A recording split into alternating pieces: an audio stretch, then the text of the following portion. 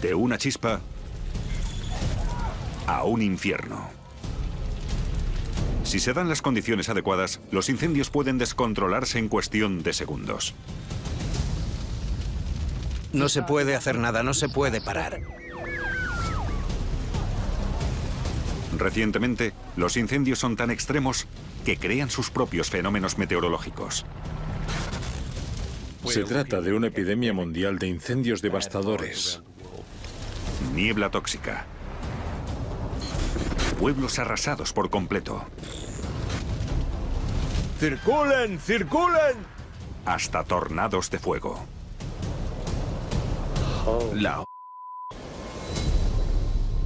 Los incendios de Canberra en 2003 son los de mayor importancia científica de la historia. Y tragedias causadas por el hombre. Del caso de Rhode Island se aprendieron muchas lecciones. Creo que es lo peor que he visto en mi vida. ¿Qué alimentó las tormentas de fuego más grandes del mundo? ¿Quién tuvo la culpa? ¿Y cómo llegaron a crecer tanto en tan poco tiempo? En todo el planeta, la humanidad se expone a la catástrofe. El desastre acecha bajo la superficie de la Tierra. Golpea desde el cielo o nos engulle desde el mar. Pero no estamos simplemente a merced de nuestro planeta. En nuestros intentos por industrializarnos, conectarnos globalmente y llegar a las estrellas, se han perdido vidas. Los desastres revelan lo mejor y lo peor de la humanidad, a medida que las tragedias se van sucediendo. ¿Cómo ocurren estos desastres? ¿Y qué lecciones podemos aprender cuando la catástrofe vuelve a azotarnos? Código Rojo.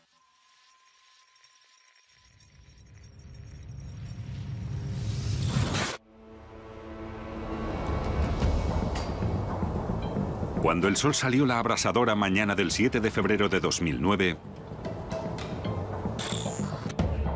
los bomberos australianos se despertaron atemorizados.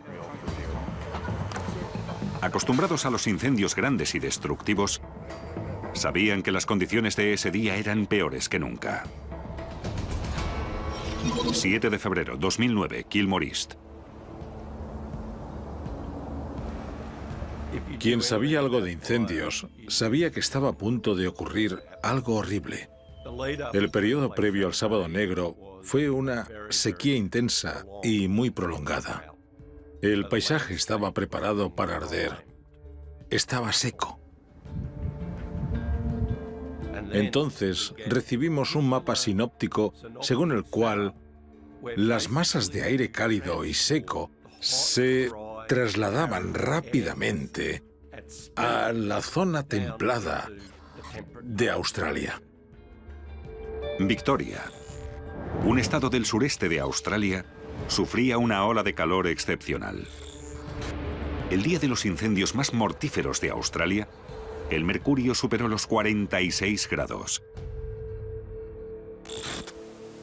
Y los vientos llegaron a los 70 kilómetros por hora.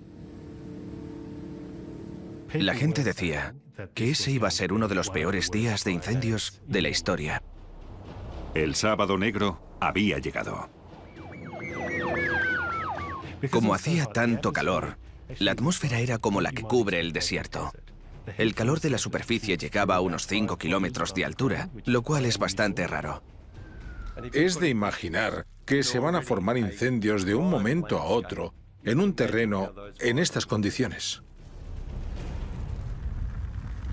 Si la temperatura sube un poco, la vegetación se seca muy deprisa y actúa como un combustible que ocupa todo el terreno. Ya había varios incendios activos por la mañana, y justo antes del mediodía, los fuertes vientos provocaron un apagón eléctrico y se quemaron las praderas de Kilmore East. No se puede hacer nada, no se puede parar. En unos minutos el incendio se descontroló.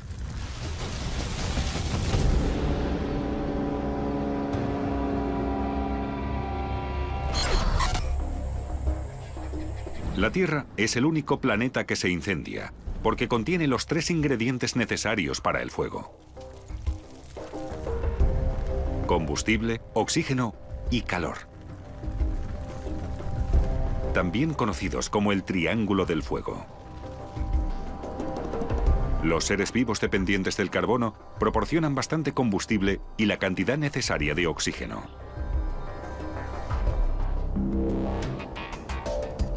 Si hubiera menos oxígeno, no se podría llevar a cabo una reacción de combustión. Y si hubiera mucho más, el fuego ardería sin control. La vida proporciona tanto el combustible en forma de carbono como el oxígeno que el fuego necesita para avanzar.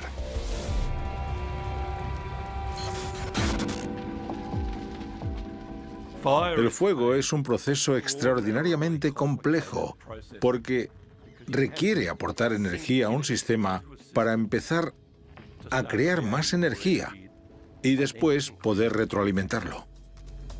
Cuando se calienta el combustible, empieza a dividirse químicamente. Los hidrocarburos se separan y se combinan con el oxígeno para formar dióxido de carbono y vapor de agua. El proceso libera calor, que a su vez se convierte en el impulsor del fuego. Las moléculas se separan y emiten gases inflamables, y son sobre todo esos gases inflamables los que transportan el fuego. Esos gases extraños que se emiten, de repente empiezan a arder. De los 3 ingredientes del triángulo del fuego, el combustible es el que más podemos controlar antes de que empiece el incendio. Entender cómo los distintos materiales se queman y extienden las llamas es clave para salvar vidas. Sobre todo en incendios que empiezan en las casas.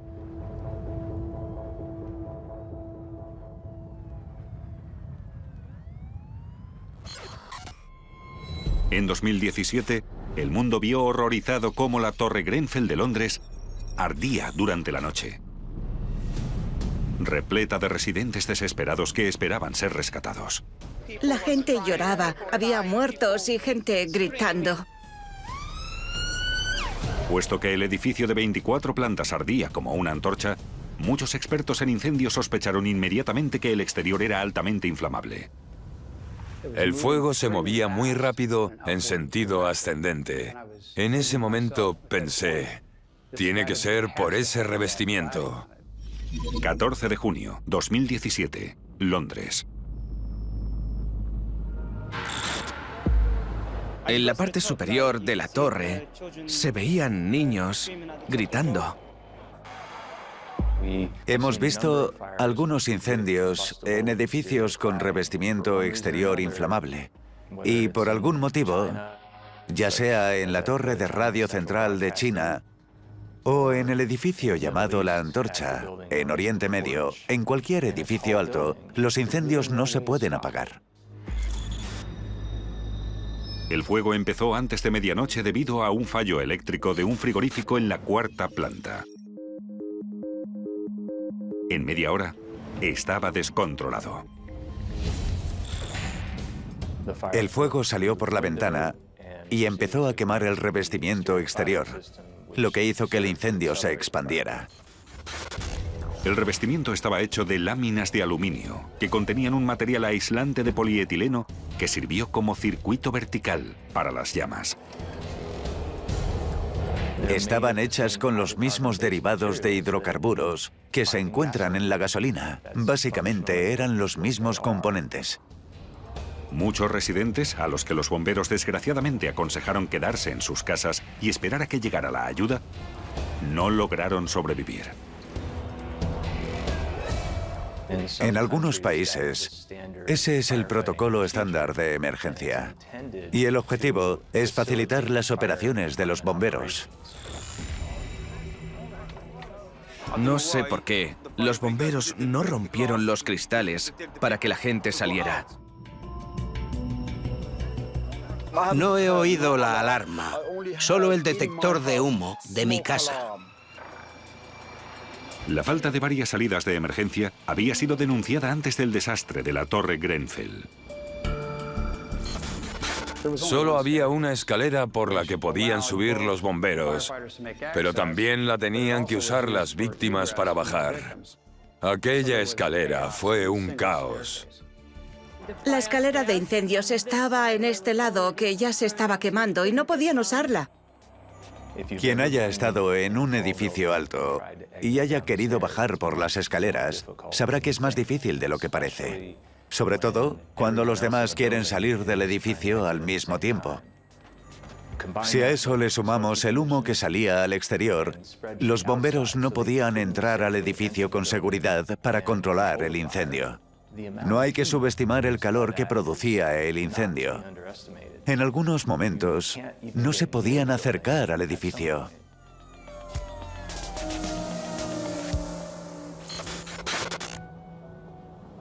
Aunque 100 bomberos lograron entrar en el edificio, no pudieron llegar a las personas atrapadas en las plantas más altas.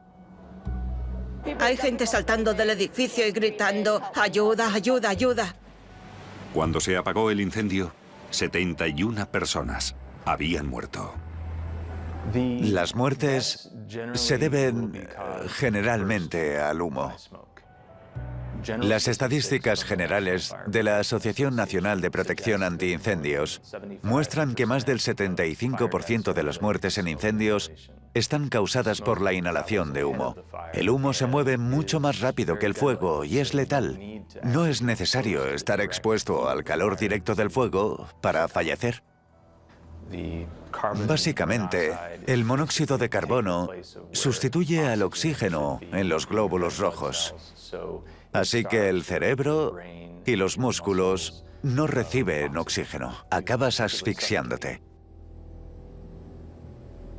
Los productos derivados del petróleo y las espumas expulsan más humo que, por ejemplo, un trozo de madera. Además de la falta de salidas de emergencia y el exterior altamente inflamable, hubo otro grave error de seguridad antiincendios que sin duda se cobró muchas vidas. La falta de rociadores. En mi experiencia, en la industria antiincendios, no sé de ninguna muerte en edificios con rociadores. Soy muy partidario de que los edificios se reformen para proteger a sus residentes, cueste lo que cueste, porque una vida no tiene precio. Es muy probable que hubieran muerto muchas menos personas, por no decir ninguna, si el edificio hubiese dispuesto de rociadores.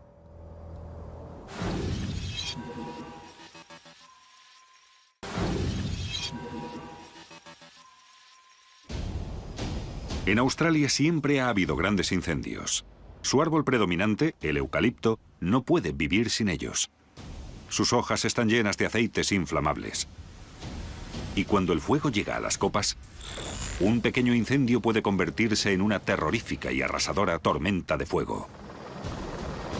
En cuestión de minutos. Hay otra casa ahí detrás. Eso es lo que pasó el Sábado Negro. 7 de febrero 2009, Kilmore East. El incendio de Kilmore East empezó como un pequeño incendio de hierba que quemaba unos prados entre fuertes ráfagas de viento.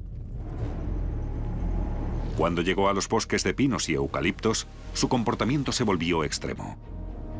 Es impredecible. El viento ha soplado un minuto hacia allí y otro minuto hacia aquí. Se estimaba que el viento alcanzara los 100 kilómetros por hora y el incendio empezó a crear su propio sistema meteorológico. Cuando el fuego quema combustible, libera calor y vapor de agua a la atmósfera, y por eso hace calor en la zona. Ese aire sube y a medida que va subiendo, empuja el aire superior hacia el suelo. A veces esos vientos creados por el fuego son el mayor factor de expansión del incendio. En el terreno, a los bomberos les costaba respirar. Y dijeron que el fuego quitaba el oxígeno del aire. El viento sube y se está quemando el árbol que tienes detrás. Y además, hay otro factor terrorífico. Y es que los incendios crean más incendios, se expanden en focos. Imagínense lo aterrador que debe ser estar en un lugar seguro y ver cómo llega el incendio delante de ti, porque el fuego puede saltar literalmente kilómetros. Surgieron focos hasta a 40 kilómetros del frente del incendio. Algunos de ellos se convirtieron en incendios grandes. No puedes hacer nada, es imposible. Se enviaron medios aéreos, pero su efectividad estaba limitada. El problema de la aviación contra incendios es que la sociedad espera que cuando hay un incendio haya aviones, pero en ciertas circunstancias esas técnicas de extinción aérea no funcionan. Los fuegos son demasiado intensos.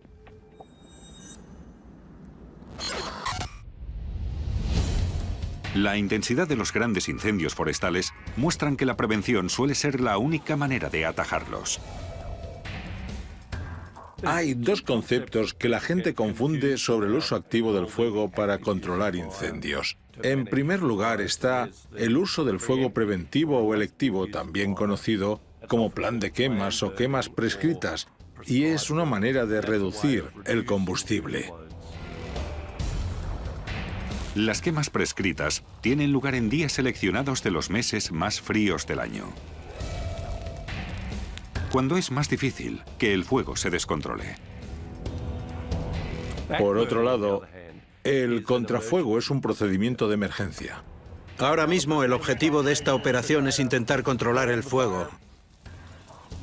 Los bomberos eligen hacer un fuego que entre en la cabeza del incendio.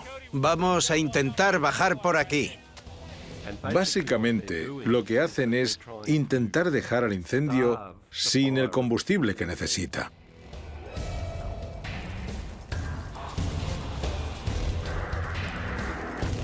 Eso sí, es un proceso muy peligroso. Si sale mal, el incendio puede llegar a agravarse, pero es una técnica muy importante. La extinción aérea es igual de peligrosa y mucho más cara.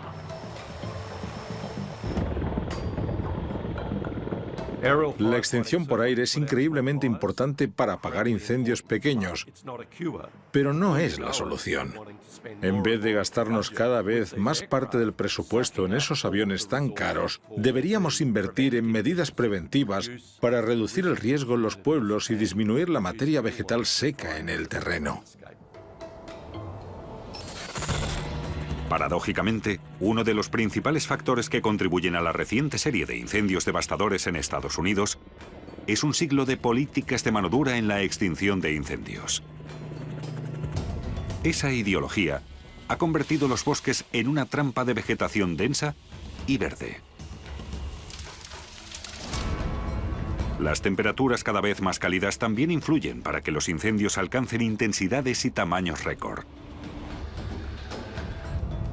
Se ha creado un nuevo término en la literatura científica: megaincendio. 9 de octubre 2017, Santa Rosa. Los incendios más destructivos de la historia de California empezaron una noche de domingo. Barrieron Santa Rosa a gran velocidad sin avisar. Muchas personas dormían. No hubo tiempo para salvar nada. No tuvimos tiempo para pensar en qué salvar. Cogimos lo primero que vimos. Al día siguiente, los residentes deambularon aterrados por las humeantes ruinas de su ciudad.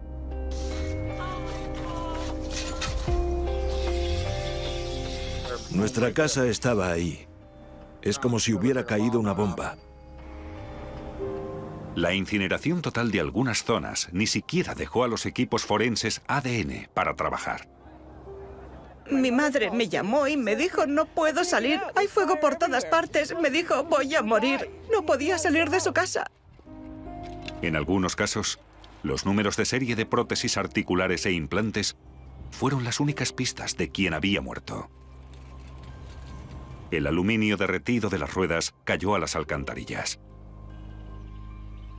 Muchos meses más tarde, los investigadores seguían dudando de qué había provocado el incendio de Tubbs el 8 de octubre de 2017.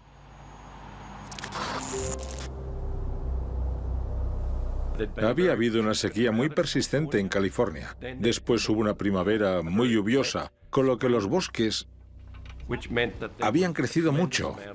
Luego, el verano fue inesperadamente caluroso y seco, y la vegetación se secó.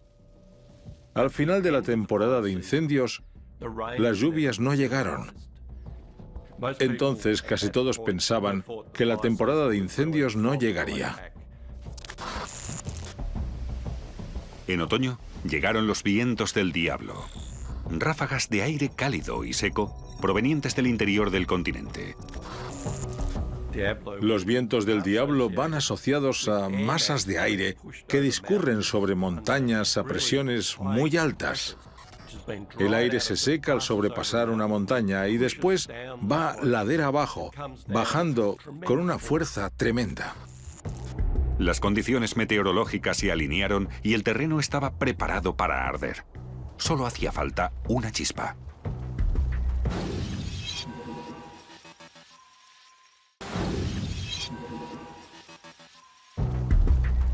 Hubo líneas eléctricas cortadas y transformadores que explotaron. Se sospecha que eso pudo haber provocado el inicio del incendio. El principal foco comenzó a arder a las 9:43 p.m., avivado por ráfagas que superaban los 140 kilómetros por hora. Los incendios suelen arder hacia arriba, pero el viento era tan fuerte que lograba doblar las llamas y quemaba la vegetación inferior a gran velocidad. Fue muy extraño lo rápido que se expandió. Llegó a cubrir más de 19 kilómetros en menos de 3 horas. ¿Dónde están mi mujer y mis hijos? Mientras el fuego acechaba la ciudad de Santa Rosa, los servicios de emergencia se afanaban en evacuar a decenas de miles de residentes. ¡Vamos, vamos! Más de 3.000 edificios ardieron aquella noche, a pesar de la cantidad de bomberos desplazados. Cuando un incendio tiene las llamas tan altas y se expande con tanta rapidez, normalmente hay poco que hacer. La prioridad pasa a ser salvar vidas. ¡Cuidado! Es minusválida. Voy a cogerle de los pies. Su marido está detrás de ti. Sheriff, un segundo, vamos a llevárnosla. ¿Listos? Combatir fuegos por la noche es mucho más difícil que de día, simplemente por el hecho de organizar las evacuaciones. Añade otro nivel de complejidad. Después de arrasar Santa Rosa, el incendio saltó la autopista 101, incrementando su velocidad hasta los 100 kilómetros por hora. El incendio creaba focos nuevos por delante. Destruyó la zona vinícola de California, quemando media hectárea por minuto. De repente, una tormenta de fuego empezó a quemar terrenos agrícolas, viñedos y pueblos en los que la mayoría de la población había desconectado del riesgo de incendio. Vaya, ¿vives aquí? Hemos salvado lo que hemos podido, pero aún hay llamas. Creo que es muy pronto. La probabilidad de que pasara era como la de ganar un premio de lotería. El miércoles 10 había más pueblos en peligro. Los 5.000 residentes de Calistoga tuvieron que marcharse esa noche, así como los pueblos más pequeños de Geyserville y Boys Hot Springs, en Sonoma. Los bomberos exhaustos hicieron un contrafuego para detener el incendio. Estamos haciendo un cortafuego al lado de la carretera para cortar el fuego por este camino. Más de 11.000 bomberos luchaban en varios focos de los cientos de miles de hectáreas que ocupaban los incendios del norte de California. Llegaron más efectivos de Canadá y Australia, algunos de los cuales trabajaron 80 horas seguidas para salvar vidas y viviendas. Cuando se controló el incendio, los daños eran abrumadores. 43 personas perdieron la vida, muchas en sus casas o cerca de ellas. Más de 8.000 edificios se quemaron y las pérdidas alcanzaron los 1.000 millones de dólares. Hemos vuelto hoy por primera vez y como se puede ver, está todo arrasado. No queda nada.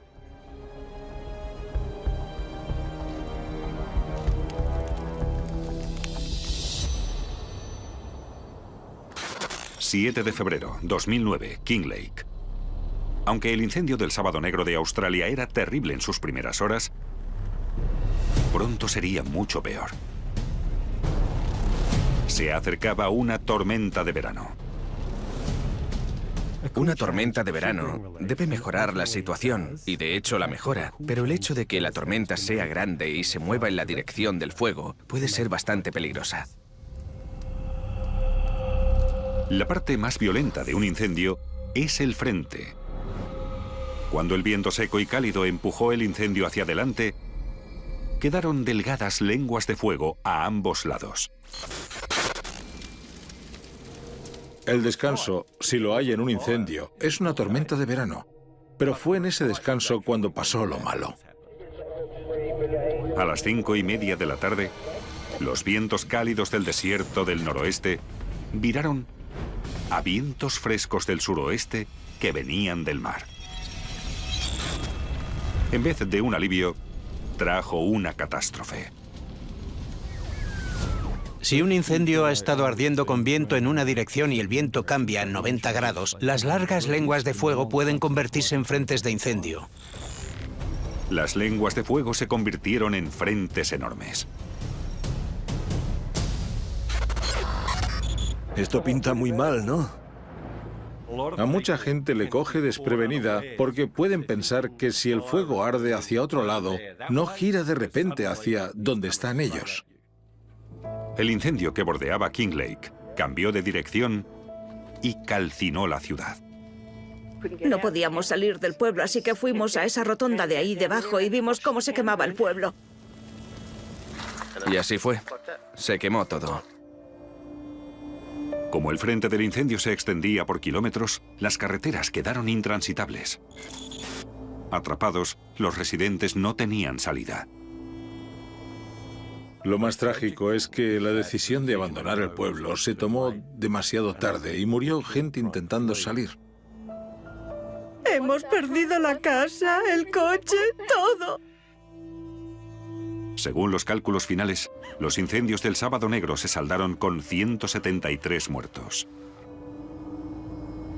Las consecuencias fueron tan horribles que dieron lugar a una nueva categoría de riesgo por incendio: catastrófico.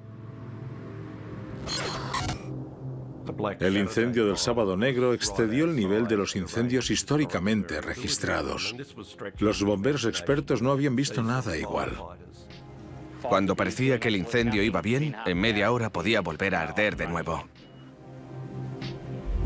En la evaluación posterior al incendio, se dijo que la energía total que emitió el episodio fue equivalente a la de 1.500 bombas atómicas como las que se lanzaron en Hiroshima. Las consecuencias de expulsar toda esa energía en un corto periodo de tiempo puede tener efectos importantes en las condiciones atmosféricas, creando una tormenta de fuego. Esos fenómenos generan una energía tremenda e introducen materiales, calor y vapor de agua en la atmósfera.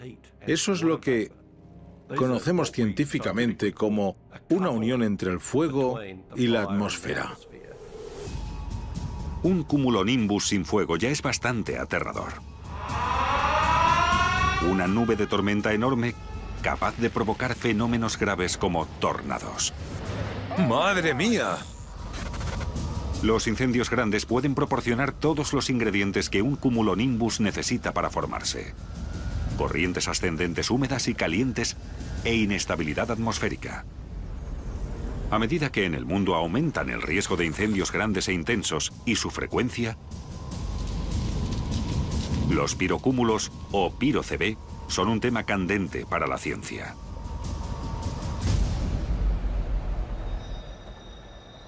Los avistamientos de tormentas en columnas de humo es algo bastante extraño en un incendio. En Australia hemos llegado a la conclusión de que ha llegado la era de las tormentas de fuego. Desde que empezamos a detectarlos con satélite en 1978 hasta 2001, en Australia tuvimos 2 casos confirmados y 2 casos posibles de pirocúmulus. Desde 2001 hemos confirmado 56 casos. En 2003, un incendio forestal cerca de Canberra, la capital de Australia, causó uno de los episodios de pirocúmulos más famosos de la historia. Originó el primer tornado de fuego científicamente documentado. 8 de enero, 2003, Canberra. Como en los incendios del Sábado Negro, una zona muy amplia estaba en llamas antes de que se formara la nube. Una tormenta eléctrica seca atravesó los Alpes australianos y provocó muchísimos incendios. Muchos de ellos no pudieron atajarse desde el principio y siguieron quemando el terreno. El fuego arrasó el parque nacional que rodea la capital del bosque australiano. Y la mañana del 18 de enero, el 70% de los densos bosques estaban ardiendo. Todos los incendios de nuestra zona se habían unido y ocupaban unas 275.000 hectáreas.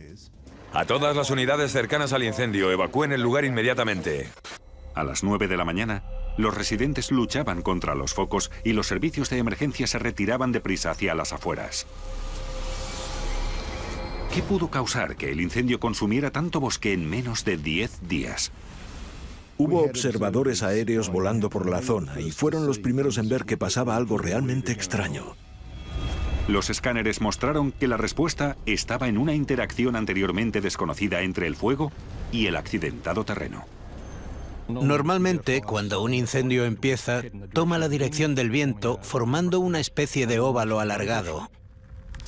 Los escáneres mostraban que el fuego se expandía perpendicularmente a como el viento debería haberlo empujado. Hacía un ángulo recto por detrás de la línea de fuego. No había nada escrito sobre ningún incendio que se extendiera en una dirección opuesta en 90 grados a la dirección del viento que lo empuja.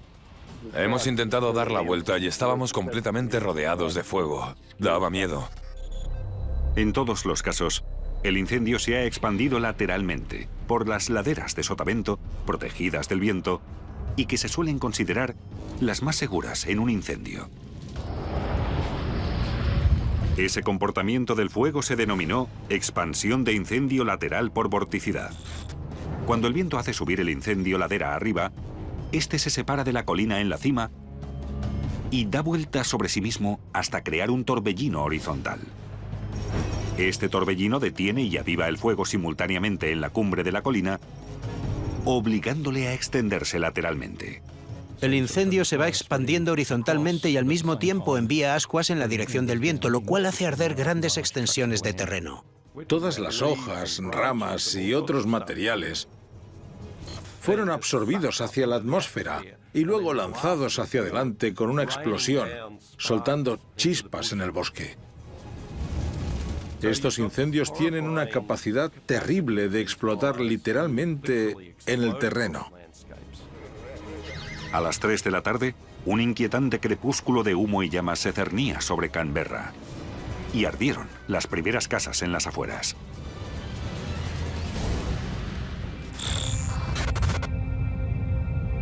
El humo aparece cuando la combustión es incompleta. Eso puede suceder porque las temperaturas de ignición no son lo bastante altas y el fuego arde lento, o por la presencia de materiales distintos al carbono en los combustibles. La madera, por ejemplo, no está hecha de carbono puro, sino que contiene una mezcla de carbono, sustancias volátiles, agua y minerales. En su forma totalmente pura, el humo que desprendería un fuego perfecto sería, en realidad, invisible. Solo sería CO2. El humo que vemos suelen ser gases que expulsa el fuego y pueden condensarse en pequeñas gotas. Es bastante tóxico. En espacios cerrados, el humo tóxico puede matar en minutos. Apenas un mes después de los incendios de Canberra, el incendio del Club Station en Rhode Island se cobró la vida de 100 personas.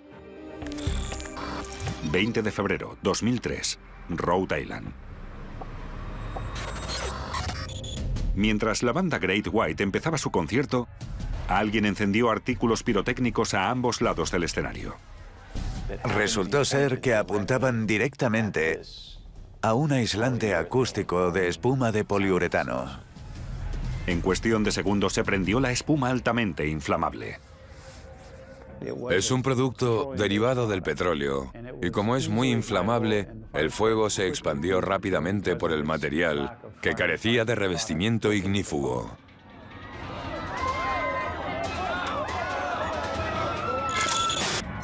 A los 36 segundos, el servicio de emergencias recibió las primeras llamadas. Cuando llegaron los bomberos a los 5 minutos de incendio, el edificio estaba totalmente en llamas. La gente salía corriendo en llamas. Posiblemente sea lo peor que he visto en mi vida.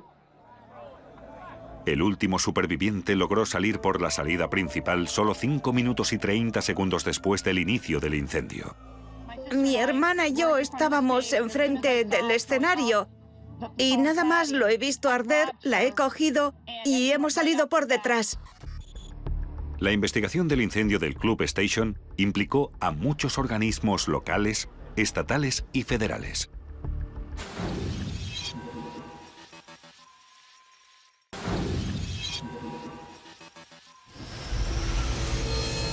Los incendios del verano de 2010 en Rusia fueron destacables por la duración de los fuegos en las turberas, que fueron casi imposibles de apagar. ¡Rodead el fuego y manteneos alerta! La turba arde con la típica combustión lenta. Es un humo muy espeso, el que suele salir de esos incendios en una cantidad extraordinaria. Los fuegos de combustión lenta, como por ejemplo el de las turberas, pueden expulsar muchos otros compuestos químicos, como monóxido de carbono, que es dañino para la salud. 15 de agosto, 2010, Moscú. Moscú está rodeada de turberas, suelos pantanosos que contienen grandes cantidades de vegetación degradada. Son ricos en carbono y normalmente están saturados de agua. Pero estaban tan secos que pudieron arder. Cuando los incendios se meten bajo tierra son muy difíciles de controlar. Literalmente es luchar contra un incendio subterráneo. Apagarlos requiere un volumen gigantesco de agua. Lo que pasa a menudo en esos fuegos lentos y subterráneos es que aunque les lances agua, esa agua se evapora. Mientras no llueva tendremos mucho trabajo, así que esperemos que llueva. Los soldados y bomberos rusos descargaron más de 400 litros de agua por minuto sobre los pantanos. ¡Seguid así! Pero no pudieron apagarlos. Tenemos que colgar telas mojadas en las ventanas y usar abanicos. Es duro, pero resistiremos. La niebla y el humo que envolvían Moscú eran tan espesos y densos que la gente llevaba mascarillas hasta en interiores. Los incendios de Rusia habían cubierto Moscú por completo y habían afectado a muchísima gente durante un periodo muy largo. Todos estos episodios que vemos por todo el mundo se deben a climatología especial. Son combinaciones particulares de sequía, viento y calor que en sus distintos formatos, en diferentes ambientes, crean incendios incontrolables y épicos de los que cada vez vemos más en todo el mundo. 18 de enero 2003, Canberra. Los incendios de la capital de Australia en 2003 fueron un ejemplo. ¡Abandonen la zona, por favor! ¡Abandonen este lugar! Se crearon las condiciones ideales para la formación de uno de los fenómenos atmosféricos más peligrosos conocido por el hombre. El incendio afectó a algo más de 1000 kilómetros cúbicos de aire. Las consecuencias fueron increíbles. Como había una extensión enorme de terreno ardiendo, se produjeron las llamas necesarias para que se formara un enorme pirocúmulus. ¡Venga, arranca! Cuando la tormenta de fuego entró en las afueras de Canberra, los bomberos no lograron controlarla. Empezó a haber daños en los límites de la ciudad. Hubo algunas casas dañadas por el viento, no por el fuego, y los escombros volaron de esas casas. Se encontraron tejas y ladrillos a 5 kilómetros de las casas. El viento había arrancado los pinos de una plantación cercana, siguiendo un patrón de vórtice. Parecía que una masa de aire rotante había arrancado los pinos de la plantación. El rastro de pinos arrancados tenía los cortes característicos de los daños causados por el viento. Y eso demostraba que era un tornado normal, no el remolino de fuego más común. El tornado de fuego, como el tornado normal, puede despegar del suelo y volver a tocarlo. Los remolinos de fuego no pueden despegar y tocar suelo. Los remolinos de fuego se forman cuando las corrientes ascendentes absorben llamas en una espiral. Pero están en contacto con el suelo. Mientras que los tornados se conectan a la base de una tormenta giratoria y se forman cuando un remolino horizontal de aire se queda en posición vertical. ¡La leche! Las pruebas sugieren que fue al menos un F2 en la escala modificada de Fujita, que es la que usan los estadounidenses para medir la intensidad de los tornados. Los equipos de bomberos no estaban preparados para la magnitud del desastre. Chicos, hay otro árbol ardiendo al lado de la carretera. Ardieron 500 casas y 4 personas fallecieron. No fue hasta después del desastre cuando los servicios de emergencia vieron que había pasado algo extraordinario. Las investigaciones del incendio de Canberra en 2003 fueron las primeras que documentaron científicamente un tornado de fuego.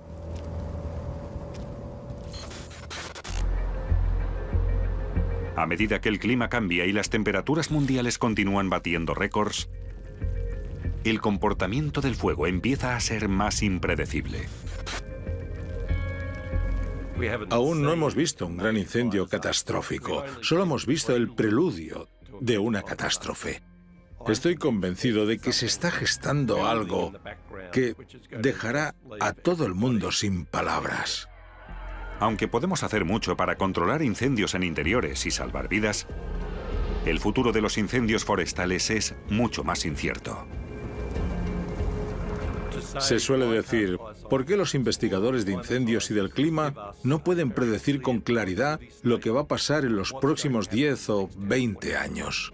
No podemos hacer predicciones porque es terriblemente complicado. El problema es que este sistema interactivo está lleno de retroalimentaciones y eso será muy problemático para la biodiversidad, porque los seres vivos nunca han experimentado nada así. Habrá muchos problemas para la gestión de los desastres naturales y también para nuestras sociedades. Quien tiene la mala suerte de quedar atrapado en uno de estos grandes incendios y la buena suerte de sobrevivir, tarda mucho en recuperarse. Como decía John Wayne, si Dios quiere y el río no crece, volveremos a casa.